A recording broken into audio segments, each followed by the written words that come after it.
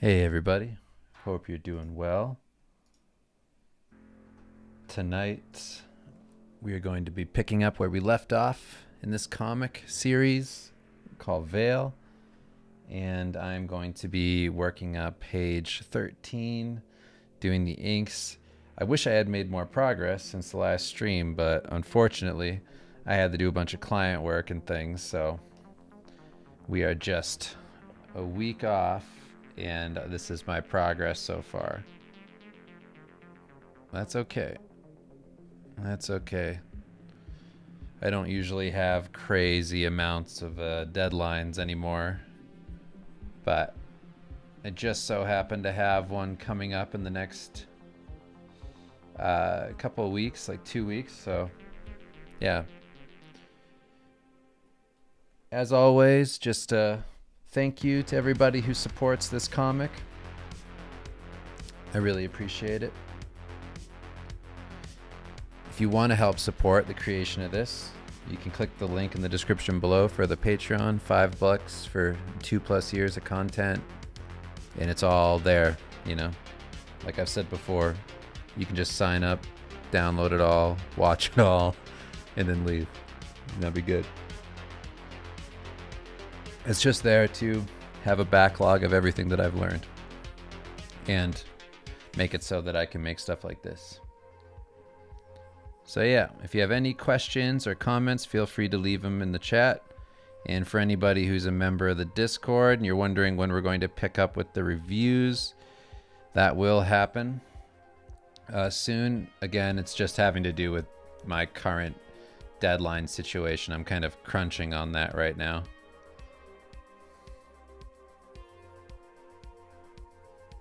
I will let you know as soon as possible, and we will also announce the next challenge, which is probably going to be more of a break than this previous challenge, because that... Hold on, I have to sneeze. That composition challenge was pretty intense, so we're trying to think of the best way to approach the next challenge. The one that we're considering the most is this one where we start like a video game concept process, and we kind of choose your own adventure way through, and I get to show you how I would deal with the creation of a game world and characters and all that, and then kind of like art direct and have branching paths and things that are voted on by the community. Because a lot of people were into the idea of it not just being like me asking you all to do challenges, but also how would I do those things if I were asked for a client. So that sounded like a fun idea. We just have to figure out a structure for it.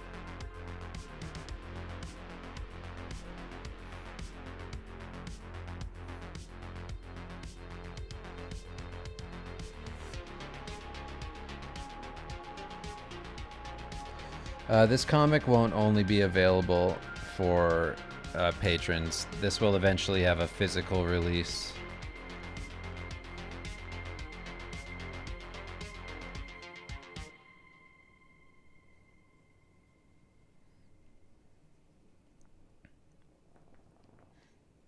Yes, Skull and Shark is absolutely on the list of projects to knock out.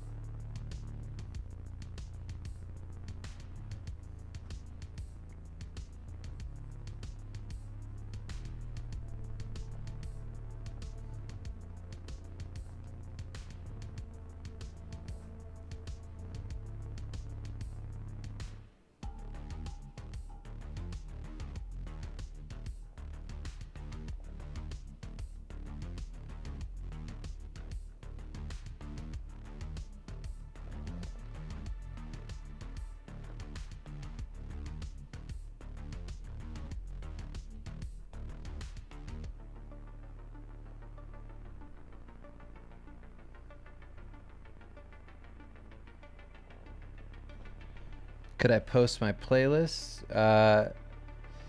Sure. I mean, it's literally this stuff that I've been playing on here has all pretty much been the White Bat audio, because that's all like royalty-free electronic music. This one is like the Dark Empress playlist or something like that. I just want to stream without having to think about playing music that's gonna get my stream removed from multiple countries.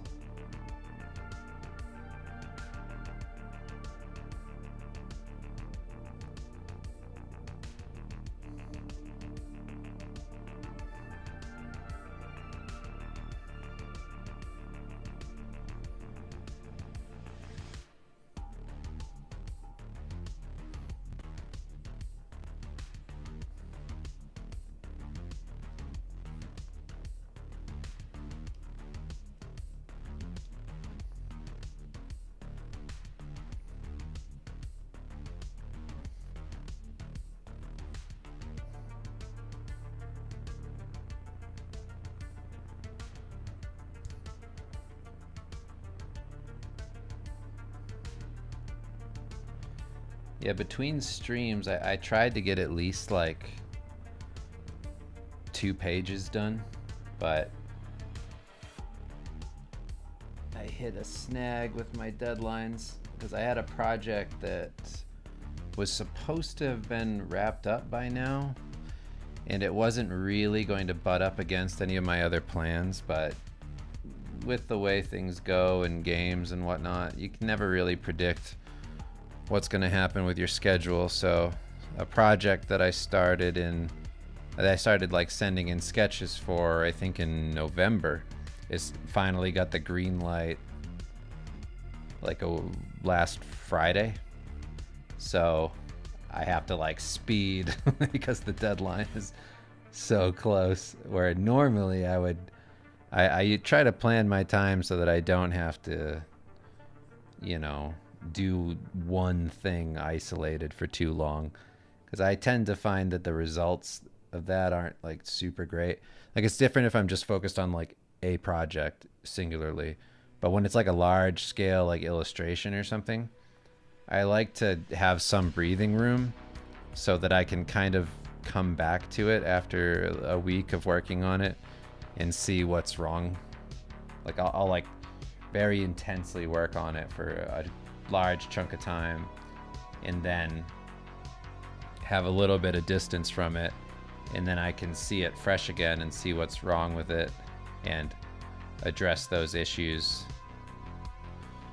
But this time I'm just kind of having to not like rush, but I don't have as much breathing room as I would like. That's okay. So that's why things are a little more delayed in general with all this stuff.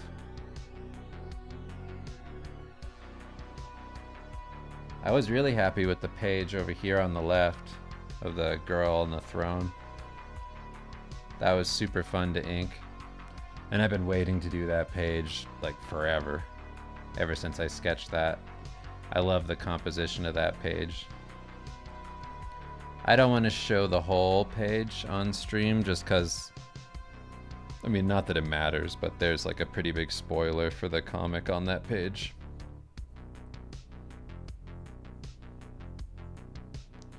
I'll post it up on Patreon.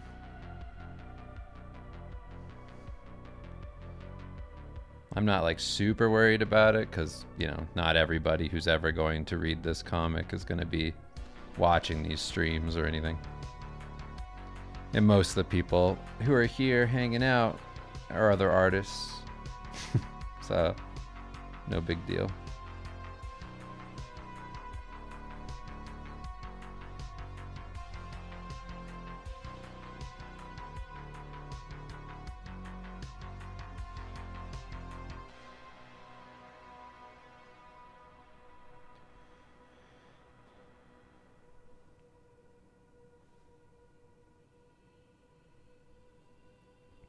Would you ever do just a black and white comic in sort of like a manga style? Yeah, just check out the Garfield hentai. Give it a Google.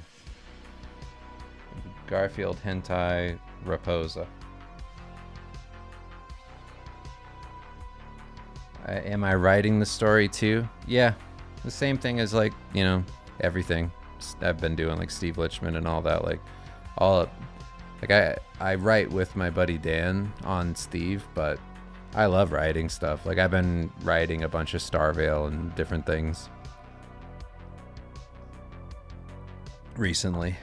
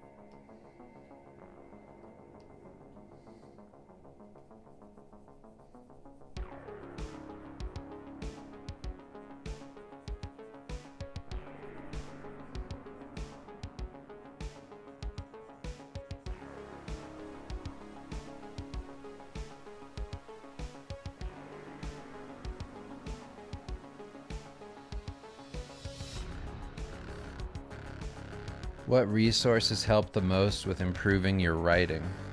Honestly, just kind of less of like a resource thing, although I have read like books on writing, like screenplay books, and there's like a Dan Harmon, what do they call it? Does he call it The Circle or something like that, or the Triangle? I can't remember what he calls it.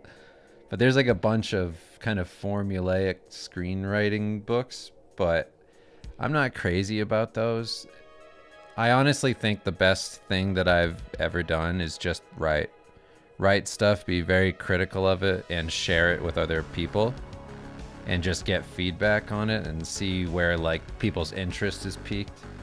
Things like that, just like indicators of like what's compelling. Like I'll read a story to my wife or to my buddy Dan, or I'll even tell like a story to the kids and like get some sort of feedback from that. But I think mainly it's just repetition, just doing it over and over again. And when we were working on like a TV show gig for a little while, just writing, well, not a little while, like 5 years, and just writing like all the time for that really helped a lot. And we had a showrunner who is really good, and he was able to help a lot with like structure, and just by resubmitting scripts over and over again and trying to get better and better and improve on everything that, you know, was on the page, like just that back and forth with somebody giving advice, like little bits of advice on story and things, and like how stuff should kind of connect, and you know what the character arcs are going to be, and like just this general like focus on growth throughout that whole process. Really, it was really good for me. It got me out of my head a lot. It made me way less intimidated about writing, because I always had this like weird hang up about writing anything even like remotely serious. But then you got to be, I mean, like Alan Moore said a great thing about that. He's like, you got to kind of expose yourself to a lot of bad writing, because like good writing is great, but like you can mimic it pretty easy. You can tend to copy things and whatever. But if you just pay attention to stuff that's trash, you can go, oh shit, hey, I could do this. And I would never think that like I'm gonna be some incredible writer, because that's not what I do primarily. But I can be all right. I could do that, and I can just do good art. Like, I know how to do art, so I can get there, I think, over time. So I'm not really worried about it. I don't even care if my comics, you know, like, as long as I like it, what I'm doing, then I feel good about it. I don't really care if other people have certain hang-ups about it. Like, we've learned a bunch of stuff writing the Steve Lichman books, and those got like a really good reception. But I find it much easier to write comedy. I'm hoping that getting into doing some of the more just like serious tone books, like that'll help me kind of break out of that insecurity a bit more. But I think I'm there. I'm not so worried about it.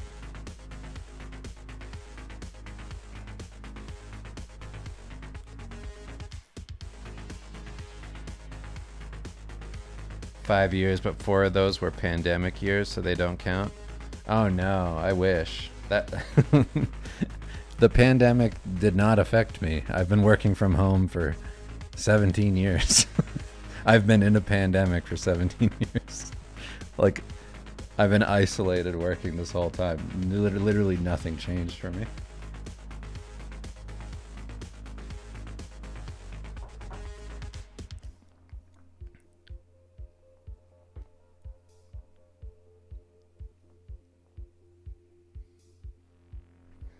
That's true. But my wife just said in the chat, when Dave says easier, he means that it feels less vulnerable to write comedy. Yeah. But I also think that it just comes so naturally to me. I'm always like joking. So I mean, I feel like it's way easier to write comedy. My mind immediately can just kind of, I mean, it's probably just because I do it a lot, but that's like my easiest like flow state, or whatever you want to call it, like when you're just in the zone working. Like we can do like a whole Steve Lichman issue, and like we'll write the whole thing in a couple hours. And I don't think there's ever a day where we sit down to write an issue and we don't find something we really like. Like, that almost never happens. Like, there's never a day where we end it, we just go like, oh, that sucked. We got nothing.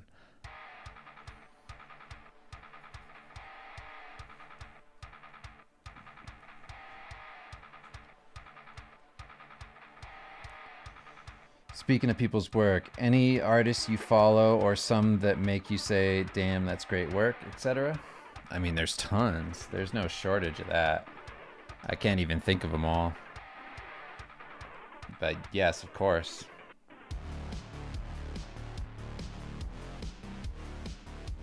I like James Jean. I like Karl Kopinski. I like Jerome Opeña. I like Pepe Larraz. I like people who are dead. I like Arthur Rackham. Waterhouse.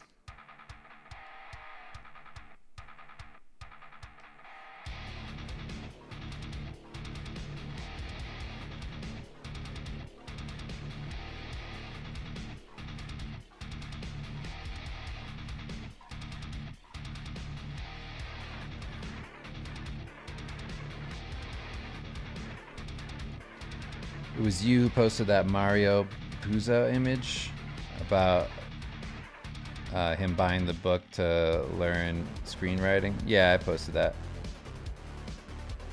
I mean, I just think it's like you can try and get really good at something before ever putting a foot forward, but that doesn't really work.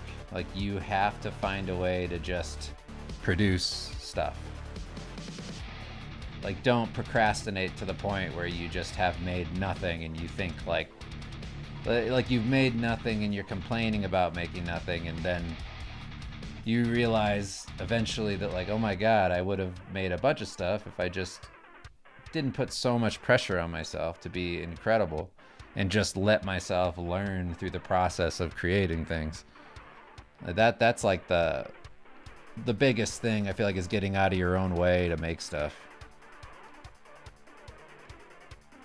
And I feel like people have insecurities about like, oh, I should learn how to actually do this. And that's what that was the dude who wrote The Godfather ended up buying a book on screenwriting. And then in the book on like whatever the first chapter, it said that you should look at his screenplay for Godfather. And it was just like, yeah. Not that everybody's going to do that. But if you never try, you never know. And most people, like the thing you also have to tell yourself is that everybody feels the way that you feel when you feel a little insecure about starting something or doing something that's just maybe outside your wheelhouse. And the only thing that separates you from really great people who do it is that the really great people just started doing it. And then you also have to keep in mind how many dog shit versions of those things are out in the world. Because there's so many. There's so many shitty movies. I mean, go check out Madame Web, you know? I mean, come on. Can't be too hard on yourself. People are spending millions of dollars on shit. There is room for you. I promise.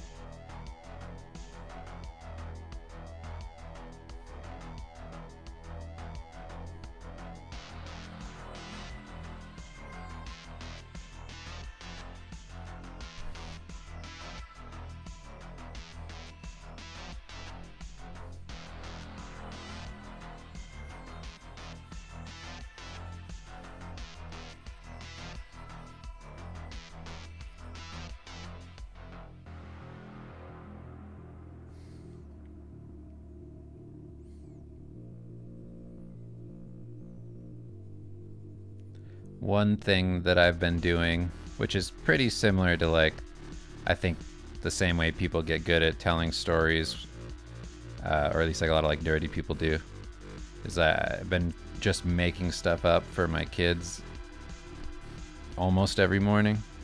I just wing a story, like a new chapter of a story, and we just do that all the time. And that helps me with my storytelling ability. And I mean the nerd thing as in like, it reminds me of like how people talk about they learned how to tell stories by playing Dungeons and Dragons and being a DM. It's like I totally get that.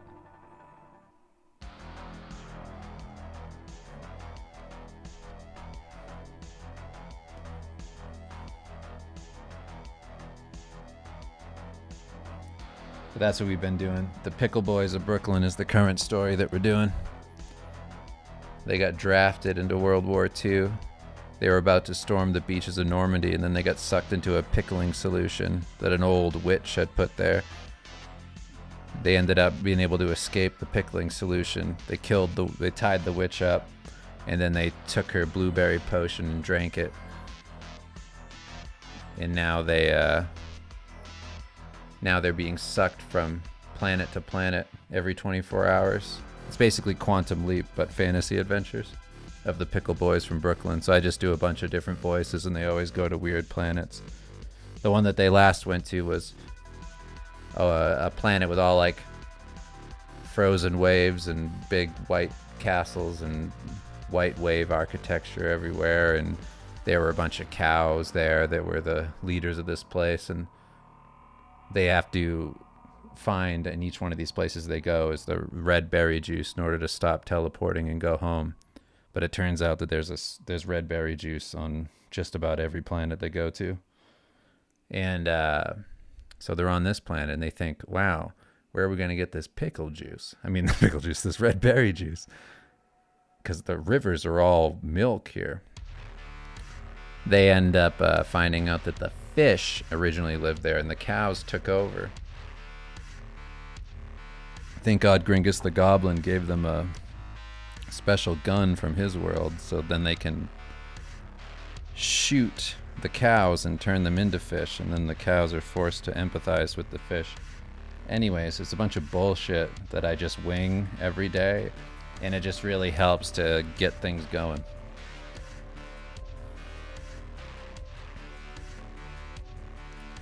Just keep winging it.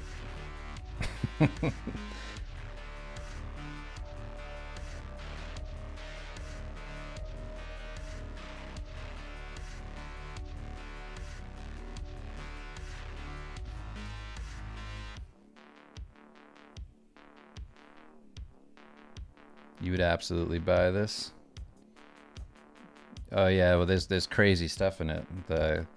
The previous story I told them was about Gringus the Goblin from the Nightmare Market. He was half spider, half goblin. And he found the were spider that bit him. And then he lost the trust of Goblin Town because he had been a were spider for so long. So he had to complete 3 mystical quests in order to be let back into the Goblin Town. It's very exciting.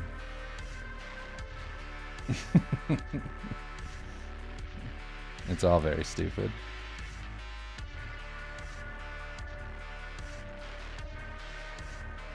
Kids love it though.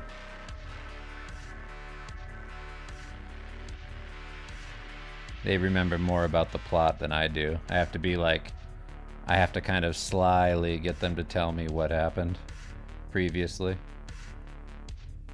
I go like, hey, you're gonna do the Pickle Boys, and do you remember what kind of gun they were given? Just hoping that they remember, because I've completely forgotten. And they tell me, and I go, exactly, it's that. Even if they tell me the wrong thing, I just go with it. It's a fun storytelling exercise.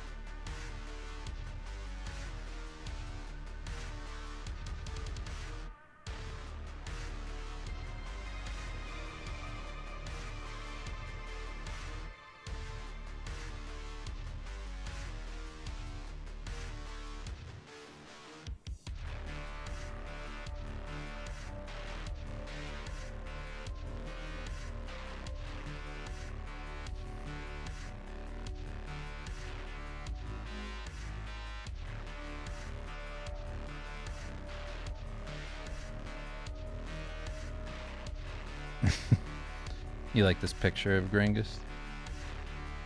I'm glad.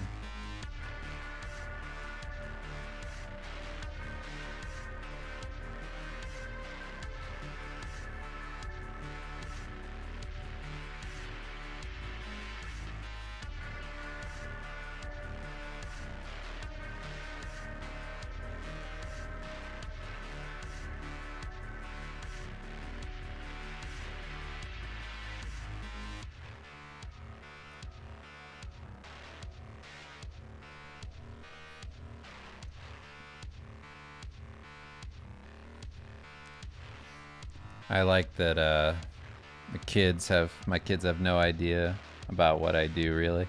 Not like, you know, they don't have context for it, that like it's a weird job.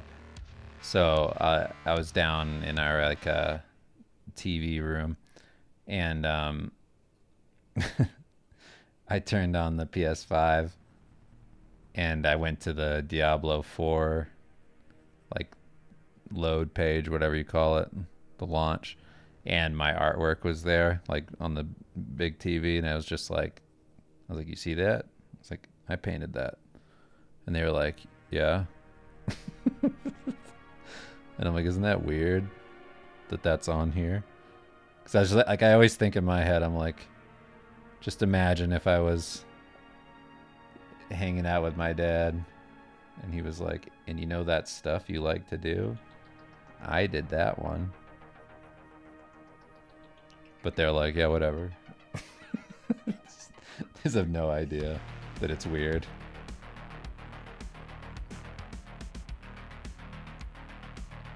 I'm like, you don't understand. My dad, the only thing that he really did was try to steal movies from Blockbuster Video. I paint demons for video games. Isn't that cool? That's a big difference. And then my kids look at me and they go, we don't know what the fuck you're talking about, Dad. Fuck you, old man. And they both give me the finger. And they go, you smell like balls. They don't do that. But that's not totally true. My 4-year-old told me that I smelled like balls the other day. It was very exciting. He said, you smell like balls. When I was helping him put on his boots to go outside. And I was like, you're right, I do smell like balls.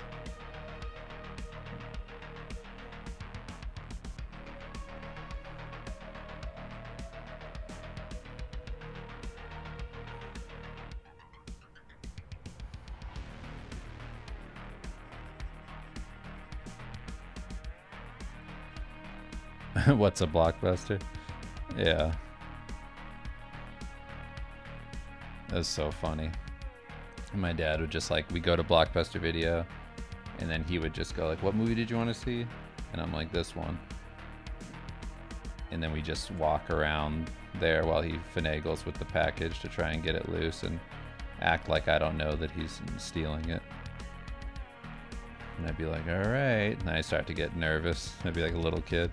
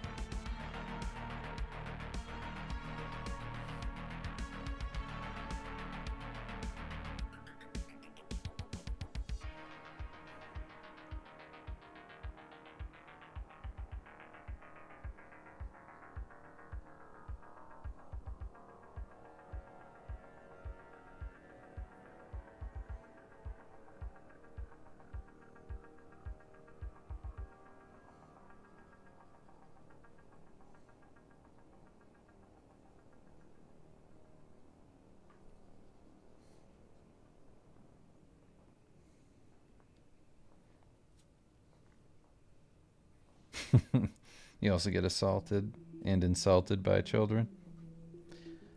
It's just what it is. It just comes with being a dad. I don't mind it.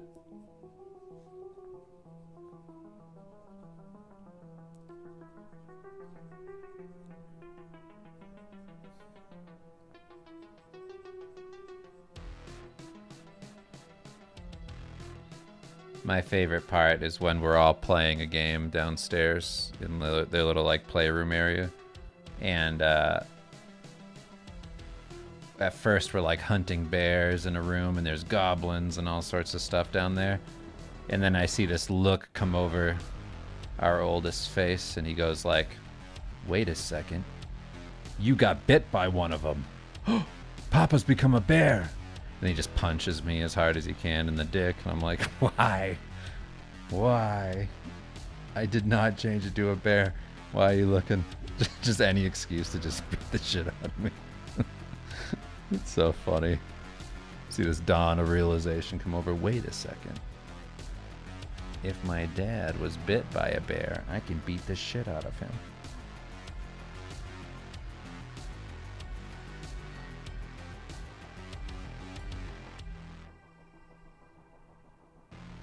Do they pick at your beard? No.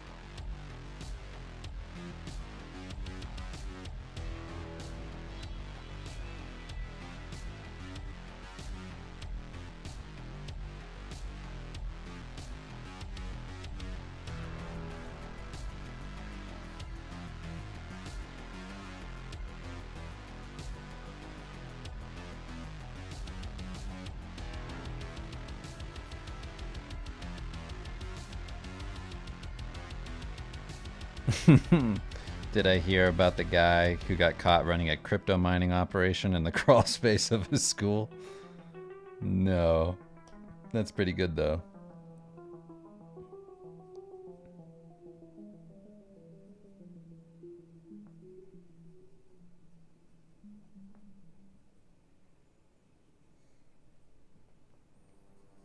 I've been seeing videos on TikTok. I like occasionally watch just insane people with my wife, Kim, in the chat. And like, I've been seeing a handful of, not like dementia, but maybe like Alzheimer's-y people. It makes me wish I had everything that happened to me when I was a little kid. One of the ones that I saw was a lady going like with her fingernails, like, I'm gonna get you, to like the person on the camera. I don't know if you've seen this one, but the one thing that happened to me that was so funny was, I mean, it wasn't, it's funny in retrospect. It was funny at the time, actually. But my grandma told me, she said, when you go to sleep tonight, I'm going to gouge your eyes out with these. And she showed me her thumbnails really close. And I was like, man, I'd be a famous TikToker if that existed when I was a kid. I had so many ridiculous things that happened to me.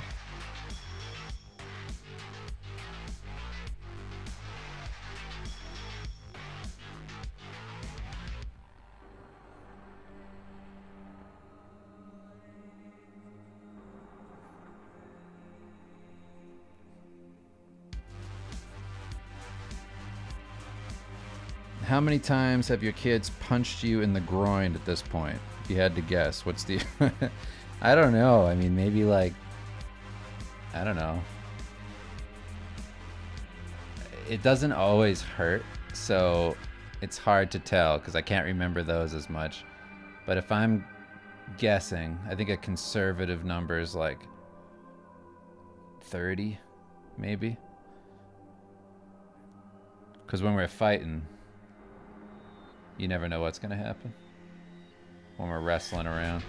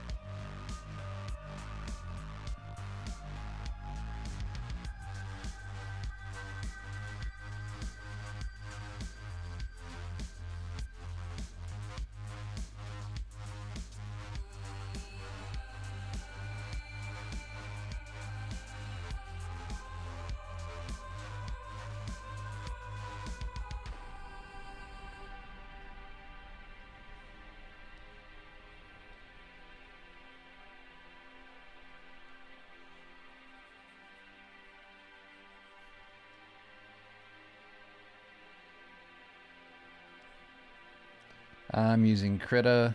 I'm using the chrome thin sketching brush in Krita. That's its default. I shut off color jitter.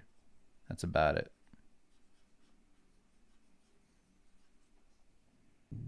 It's a great inking brush.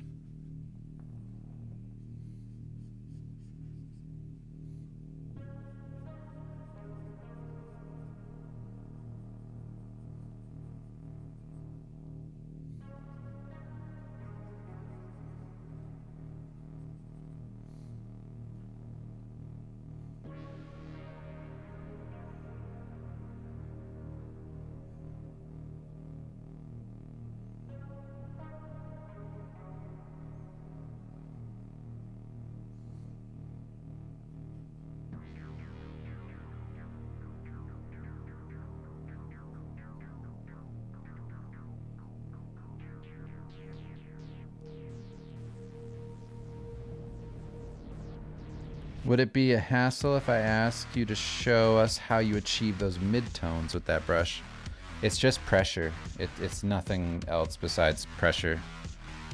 So I just lit up a little when I want the line to be lighter. Like, I'm very delicate. Like, it would be easier to show you literally, like, if you were in front of me, I could show you how this brush feels and like how little pressure I'm putting on the canvas when I'm painting. But I don't know how I'd really show you that in the program, because it's like I'm not doing anything special here. It's just literally the pressure of my hand.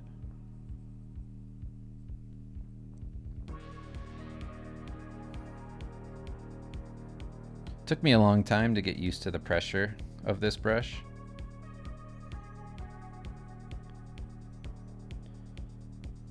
So if you're having a hard time with it, just stick with it. Or you can play with the sensitivity of your tablet settings. I have, actually I don't know if I have it right now, but I did have it set up for each individual program, I think. Had like a different pressure setting for a little while. I don't know if I still do that. I also have a fucked up tablet, so it was kind of hard at first for me to figure out what was wrong, because I had like a bunch of stuck pixels. Like I still do, but the sensitivity has kind of worked itself out. But for a while I wasn't getting enough pressure because my screen was actually messed up on my Cintiq. And that can drive you crazy when you're just trying to figure out like what's actually wrong with this. And you're like, oh, it's like a hardware problem. Here I was thinking that I was just fucking up.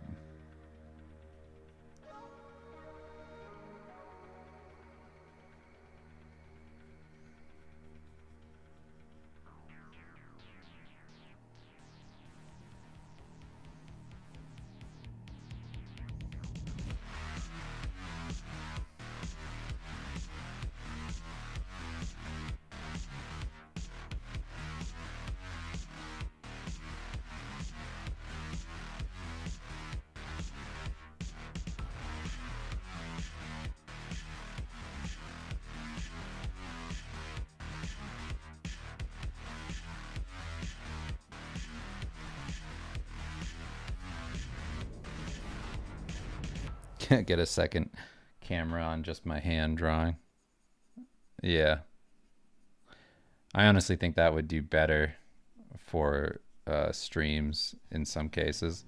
I think people like seeing your actual hand doing things instead of it just looking like a magic time lapse, all digital. It is nice to see that people are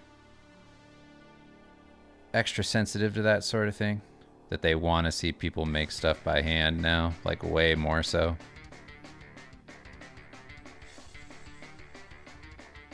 Which is kind of what I thought would happen, just with the overabundance of this type of thing and AI and all the other shit. It's like people just want to see real things happen. Like, you know, those dumb videos that are staged where those people are in the jungle like building those huts in like a week. Those like survivalist channels.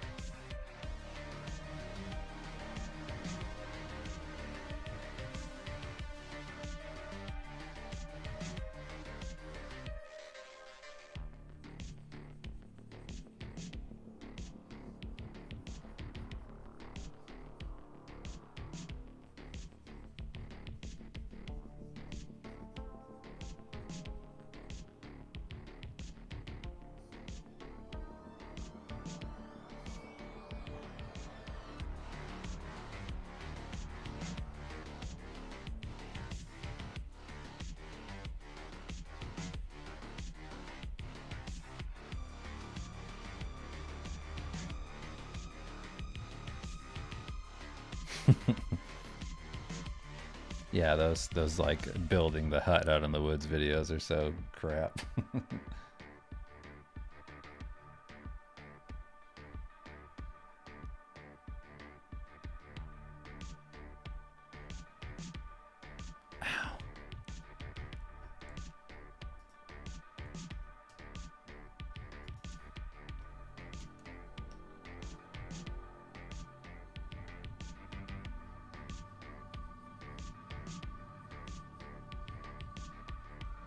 I always want to look at an old person's ear when I draw these ears.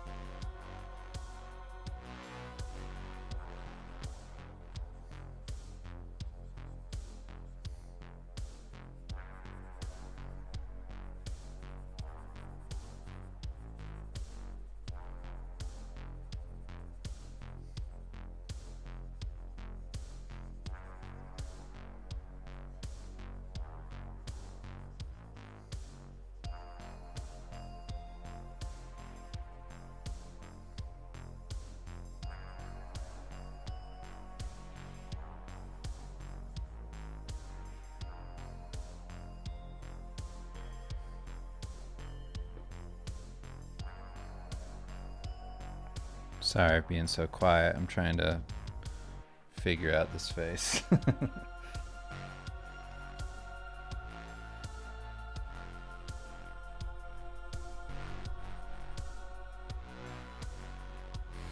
Have you dabbled in 3D for mech hard surface architecture to make things that can be a pain to draw convincingly? No, I have not.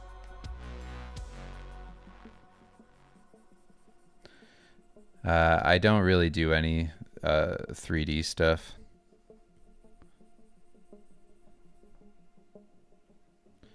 I like trying to learn how to do it all like this, and I don't care about stuff being hard. Like, I'm not trying to speed up the process. I just want to continually learn and grow regardless of how long it takes. Because if I let myself be uncomfortable and do all those difficult things over and over again, then I'll eventually stop having problems with that, and I won't need to rely on other stuff so much for help.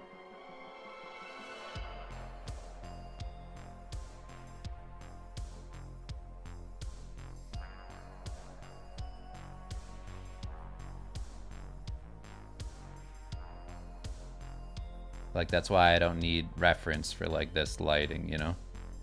Like, I've just studied enough lighting things and whatever, realistic, whatever, just so I can like get close. It doesn't need to be perfect, but it can be pretty good.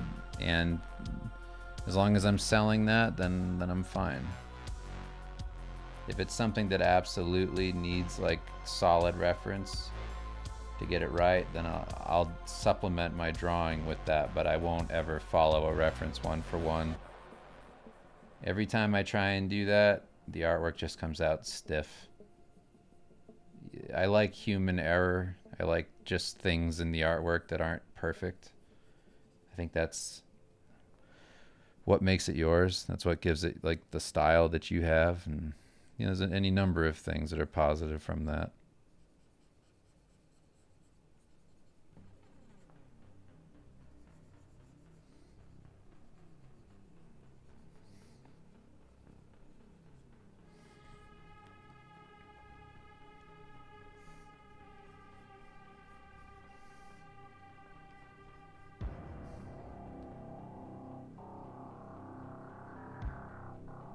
I'm actually shocked that I'm getting as much done as I am right now.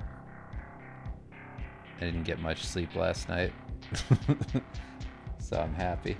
This is good.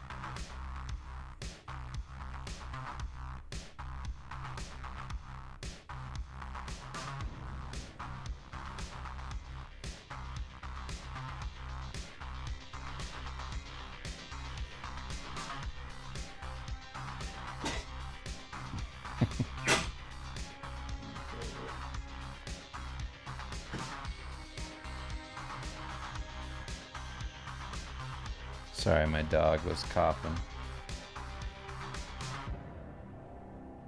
Do you think companies will accept photos of acrylic paintings for their artwork commissions even though digital is today's standard? Yeah, absolutely. That's pretty normal.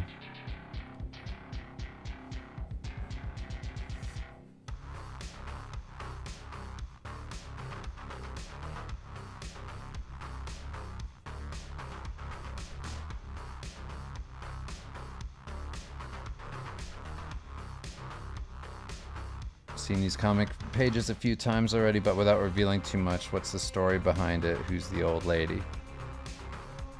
She is a goddess who is essentially starving to death because the people she created no longer believe in her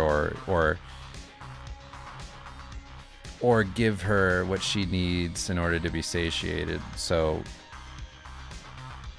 there's no more love for her. They kind of took all that she did for them for granted, the creation of them and all. And so once they kind of fell in love with their own creations themselves, like the world that they built for themselves after she created them, they stopped paying attention to her. So then she goes fucking nuts.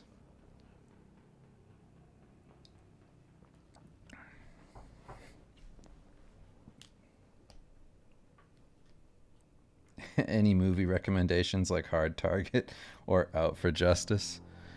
Yeah, sure. I mean, all the 80s Jackie Chan movies are great. Like Dragons Forever, Wheels on Meals. There's lots of great stuff.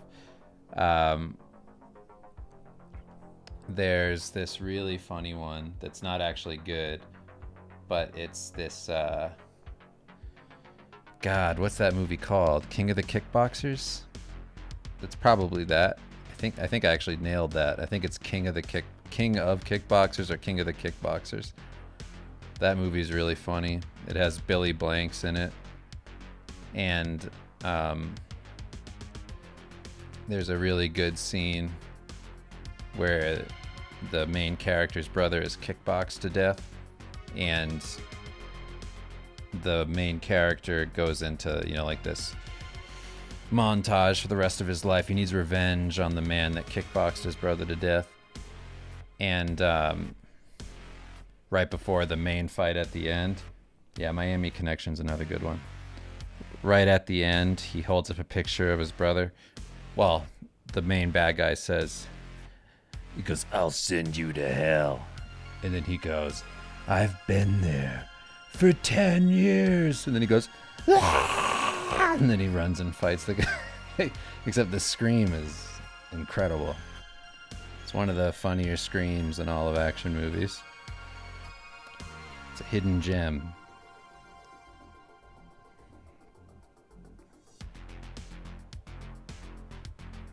It's not good. Like Hard Target is pretty good for one of those movies,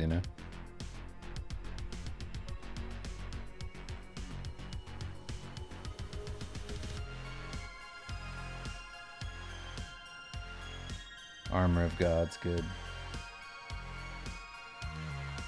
That Jackie Chan song, High Up on High, a dragon into the sky, if anybody knows what I'm talking about. Very good original Jackie Chan song. Whoops.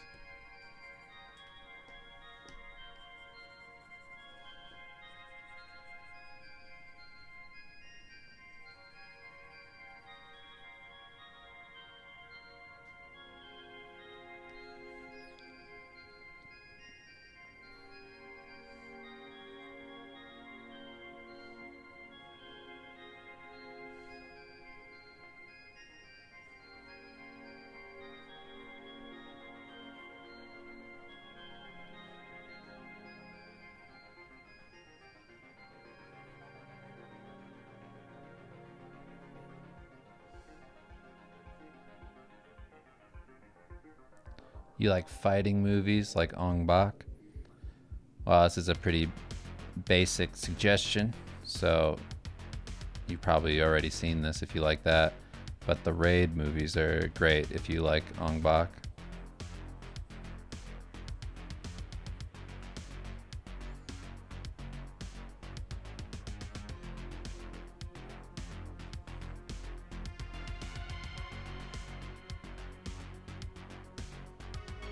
Jackie Chan makes music?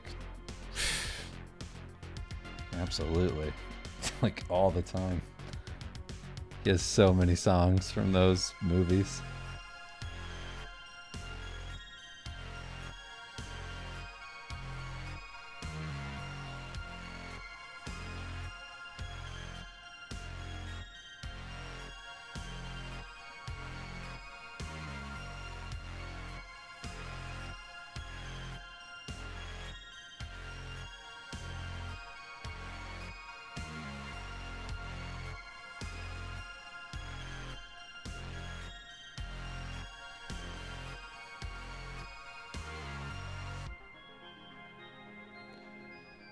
I haven't heard you talk about coconut oil in a long time. Is it still part of your practice? Also, how jacked do I have to become before? Okay. How jacked do I have to become before I can pick up a pencil and begin drawing? Incredibly jacked. You got to be jacked, so it has to be almost unbelievable. If you noticed me, my body is almost vibrating with kinetic energy from all the weights that I lifted. I absorb the friction of getting my buzz from lifting, and then I pass that along to my artwork, and that's where all the energy comes from. Coconut oil is a regular part of my routine. I eat it, I bathe in it, I J my D to it. No, it's all bullshit. Don't believe the hype.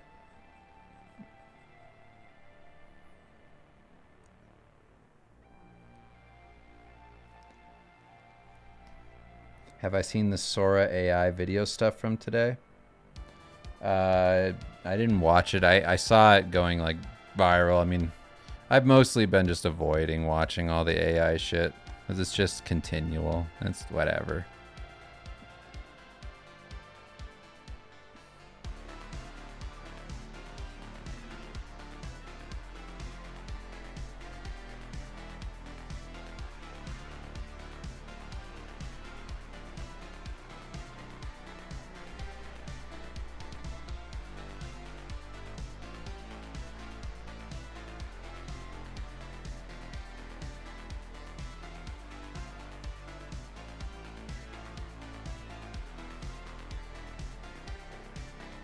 Thanks, Control.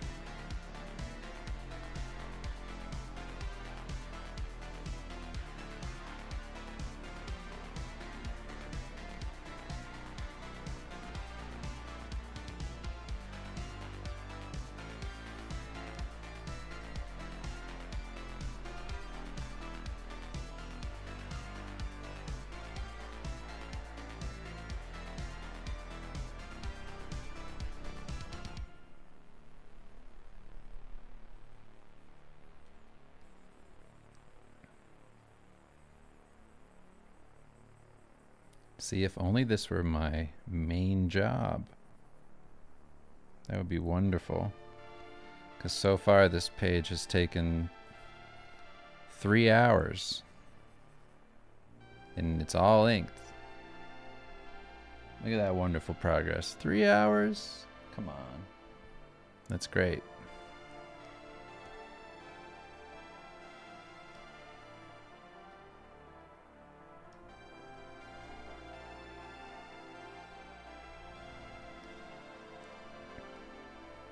These are just shadow layers. I'm gonna put these, they're just gonna be in here for future reference.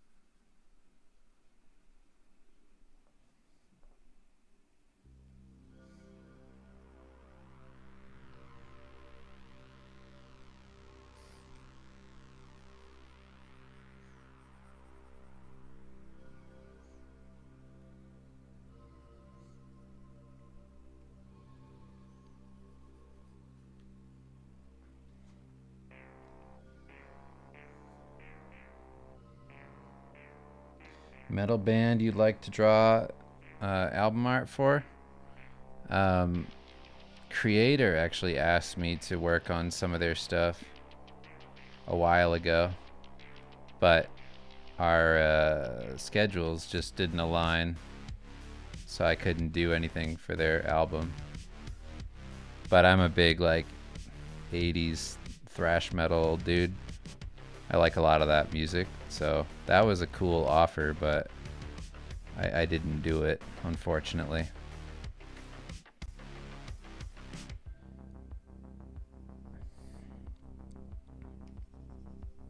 Another group that I talked to the lead singer of not too long ago, a few months ago. Spirit World. I really love that album, Death Western. We were talking about doing something together.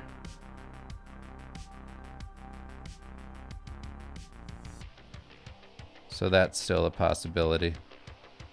That actually reminds me, I think he emailed me not that long ago, and I was in the middle of like a bunch of other shit, so I did not reply. I'm so terrible at that. Stu, if you hear this, I'm sorry, and I will respond to that email. Even though by now you've probably found another artist that you're working with. My apologies. It's a good thing you all brought that up, because otherwise I would have completely forgotten about that.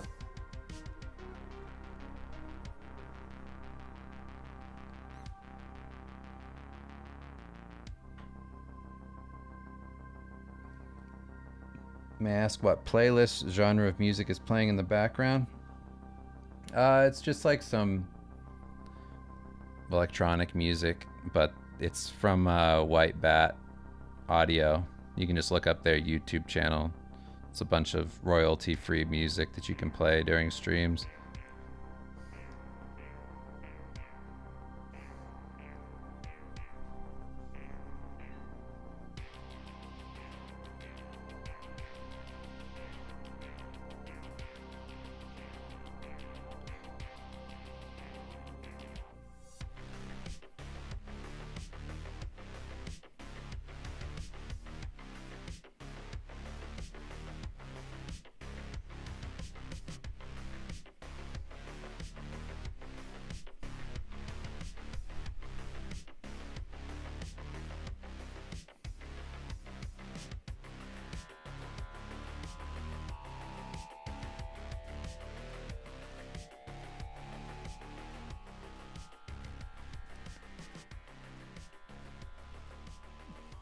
Again, if anybody wants to help support this, my Patreon link is in the bio.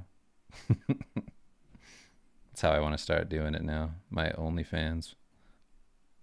My pussy's in the bio, guys. My $5 pussy's right there in the description if you want to help support me.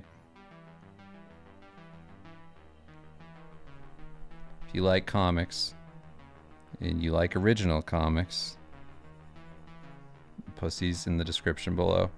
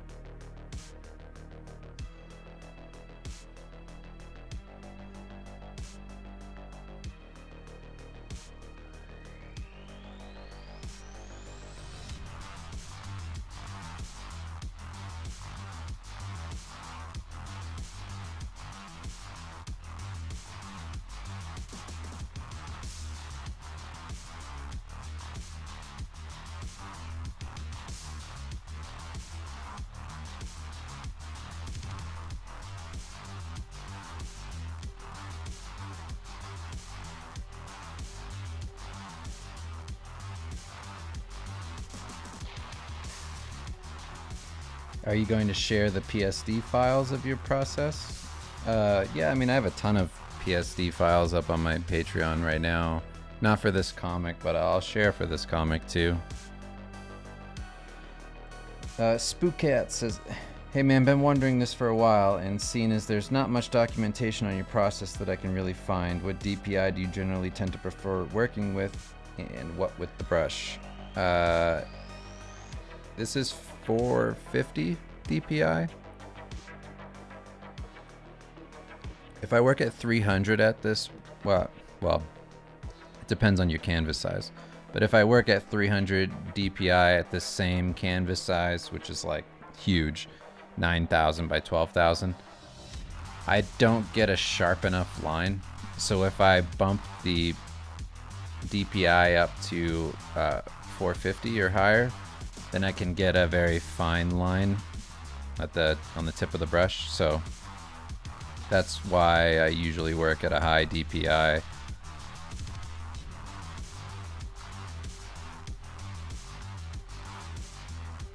And this brush just rules. And it's part of Krita and Krita. And yeah, looks great.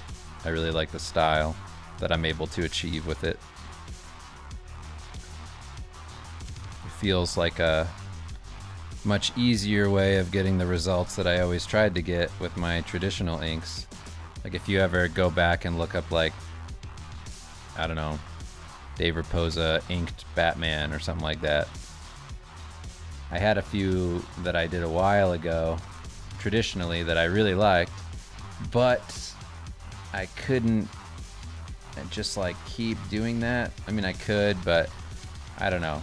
I wasn't crazy about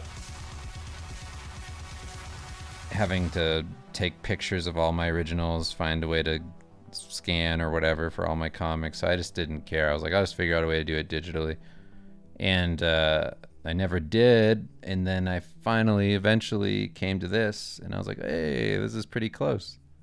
This is pretty close to that brushy ink look that I was going for years ago. And the fact that I'm able to do that digitally and make a full book like that is pretty amazing. So I'm very happy with this Krita approach. Really love it.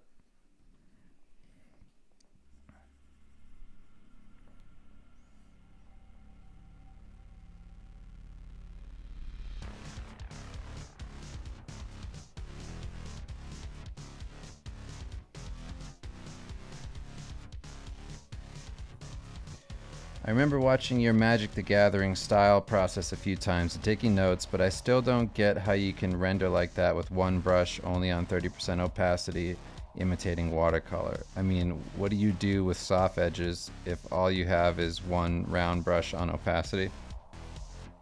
You can just lose edges, you know, just kind of rough them out. But I don't really do that anymore. I mix it up with like a handful of brushes to get a specific look. But yeah, like if you saw my image that I did for Diablo on their new Season of the Construct, I did the main artwork that got released for that. So the big, like if you go on the PS5, whatever, or I don't know, blizz.net, if you go and look at like whatever the header image is and like the patch notes image and all that, like that's my painting for this season. So for something like that, like what I use a similar-ish approach to kind of what you're seeing here. I like draw everything in and I render values, and then I just kind of paint on top with the other Krita brush that's more like painterly and less like hard ink lines. And then from there I go over it in Photoshop and do some softening and texture work and things with other brushes.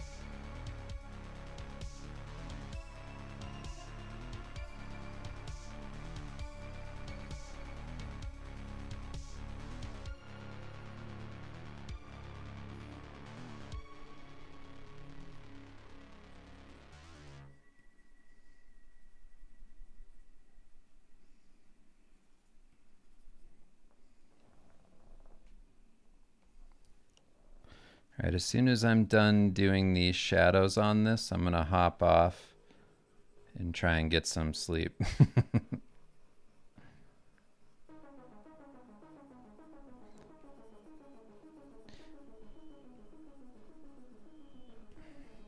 As always, for anybody who likes the streams, you want to hang out in the future, you can subscribe to the channel. We're doing these every Thursday, the same time.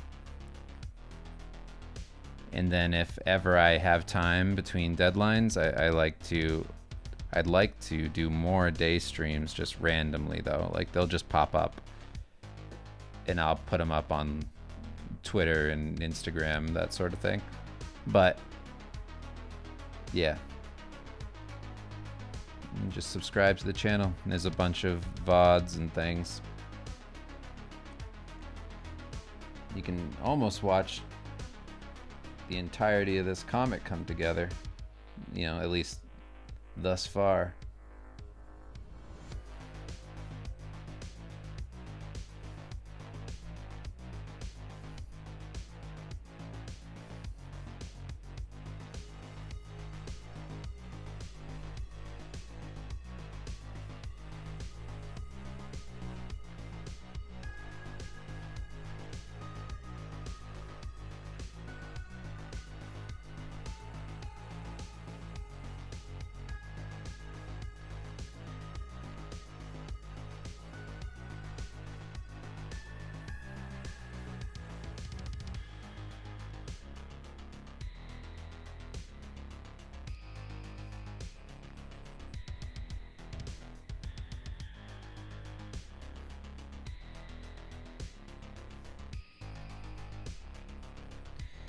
I mentioned this at the top of the stream, but I'll say it again here. If anybody who's a member of the Patreon is wondering where the final reviews of the challenge are, that's coming.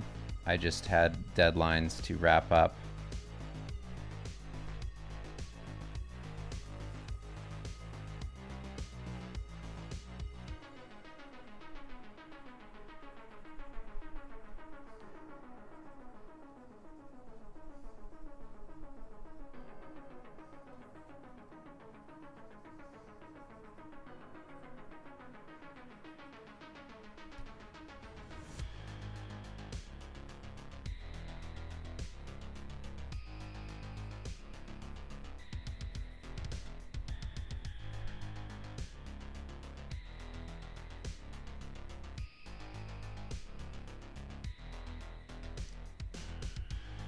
Yeah, I got to make sure I have plenty of time for the challenge reviews because I've been doing paint-overs of everybody's work.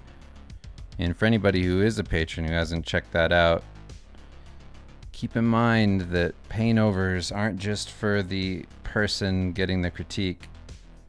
They're for everybody because you can learn a lot. I learned a ton watching artists help other artists with their portfolios and their images and critiques and whatnot. I highly recommend anybody who's looking to just improve in general to watch that sort of thing. And, you know, I'll bring up certain aspects of composition and whatnot that I might not bring up in general conversation because they're specific to a certain way somebody composed an image.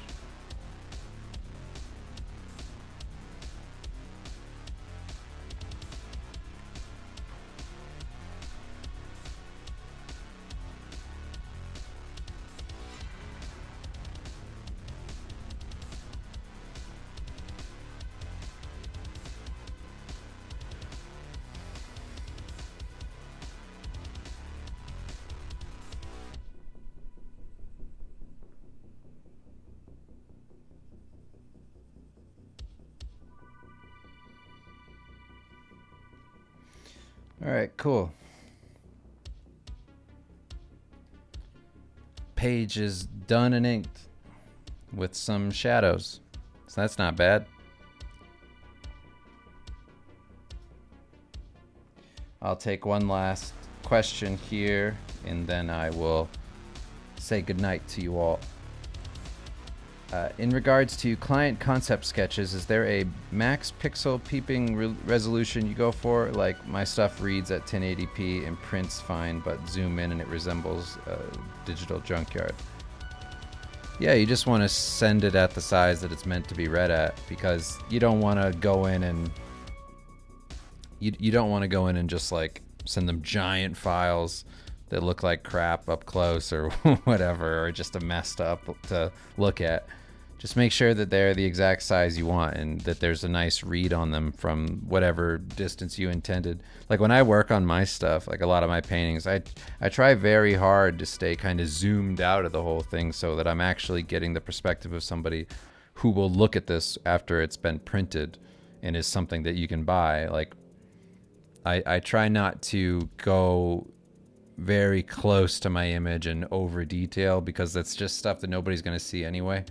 So regardless of if it's for an AD or not, or for submission to a place, you should try to keep some distance between you and the image so that you're keeping that in mind while you paint the whole thing, so you're not doing too much work that doesn't really need to be done, and just like the essential focus is coming across. And then you can get detailed and specific interest points in the work, that sort of thing.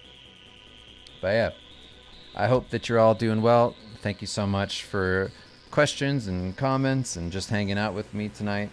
And again, Patreon links below, and I will be back here next Thursday, and hopefully, probably not this next week, but the week after that, hopefully I'll be able to hop on like a Monday morning stream or something like that.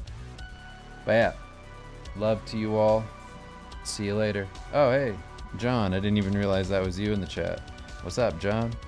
All right, later, everybody.